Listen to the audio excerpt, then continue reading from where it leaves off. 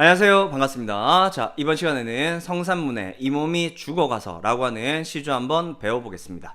자, 우선 이제 작품 들어가기 전에 자, 성산문이라고 하는 작가에 대해서 일단 간단히 말씀드리면 이 성산문 같은 경우는 조선시대 대표적인 사육신 중에 한 명이고요.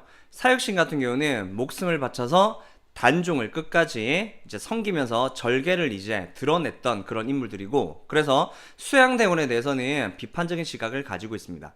그래서 이 성산문의 작품에서 긍정적인 대상이 나오게 되면 그 긍정적인 대상은 단종이라고 생각하시면 조금 좋고요. 부정적인 대상, 즉 비판적으로 바라보는 대상이 나타나면 수양대군, 즉 세조라고 생각하시고 작품을 접근하시면은 아마 해석하시기에 도움이 될 겁니다. 자, 그러면 이제 본격적으로 본문 한번 들어가 보겠습니다. 자, 일단 초장을 먼저 볼게요.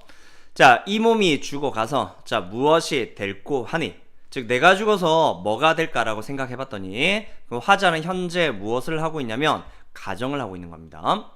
자, 복례산 제일봉에 낙낙장송이 되어 있어, 즉 낙낙장송이 되어서, 그러면 화자는 죽어서 무엇이 되려고 하냐면 소나무가 되려고 하는 거죠. 소나무.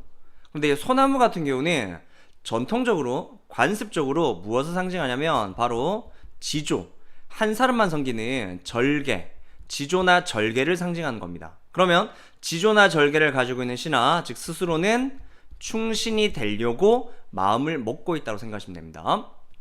자, 백설, 즉 흰눈이 만건곤할 때, 이때 건곤이라고 하는 건 하늘과 땅이라고 하는 뜻인데, 건곤을 합쳐서 어떻게 해석하시면 되냐면 온 세상이라고 해석하시면 돼요. 그럼 온 세상에 이 만자가 가득 찰 만자여서 가득 차 있을 때, 그럼 온 세상이 흰눈으로 가득 차 있을 때, 그때 독야 청청하리라, 즉 혼자서 어떻게 하겠다? 푸르게 있겠다라고 스스로 다짐을 하는 거죠. 따라서 나는 소나무로서 절개를 가지고 있겠다 라는 뜻으로 해석하시면 됩니다. 그럼 독야청청 역시나 지조나 절개를 드러내는 의지로 보시면 되고요.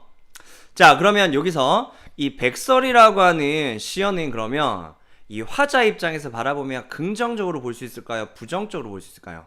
온 세상이 흰빛이어도, 즉 흰눈으로 가득 차 있어도 나는 소나무같이 푸르겠다라고 표현했기 때문에 이때 백설은 화자가 부정적으로 바라보는 대상이 되겠죠. 따라서 이때 백설은 수양대군을 따르는 수양대군 일파들이라고 생각하시면 됩니다.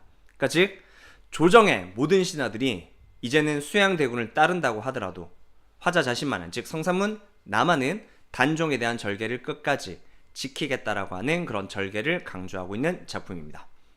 자, 그럼 이제 여기까지 자, 작품 이제 같이 한번 봤고요. 자, 핵심 정리 한번 같이 보겠습니다. 자, 일단 작가는 사육신 중에 한 명인 사육신 중에 한 명인 성산문이라고 하는 작가고요. 자, 성격은 일단은 지사적이죠. 어떤 선비의 모습을 드러내고 있습니다. 그리고 의지적이죠. 혼자서 절개를 지키겠다.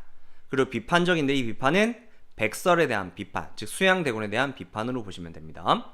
자, 주제는 바로 단종을 향한 굳은 절개 그리고 충성심이 바로 주제가 됩니다. 자, 특징은 전통적으로 충절을 상징하는 소나무의 이미지를 활용해서 자신의 지조를 부각하고 있고요. 두 번째, 가정, 내가 죽어서 무엇이 될까 하니 가정하고 소나무라고 하는 상징을 통해서 주제를 드러내고 있다는 게 바로 특징이 됩니다. 자, 그럼 이제 OX 문제를 같이 풀면서 내용 확인 한번 해볼게요. 자, 1번 문제 같이 한번 보시죠. 자, 화자 자신을 낙낙장송에 비유하여 자신의 충절을 강조하고 있다. 즉 스스로를 낙낙장송 소나무에 비유했고요. 자신의 충절을 강조하고 있는 거죠. 정답은 5가 되겠습니다. 자, 2번 자연물을 매개로 한 우의적 표현을 사용하고 있다라고 했는데, 이때 자, 우의적인 표현을 어떻게 생각하시면 조금 편하냐면요, 직접 이야기를 하는 게 아니라 어떤 대상을 통해서 얘기할 때 우의적이라고 보시면 됩니다.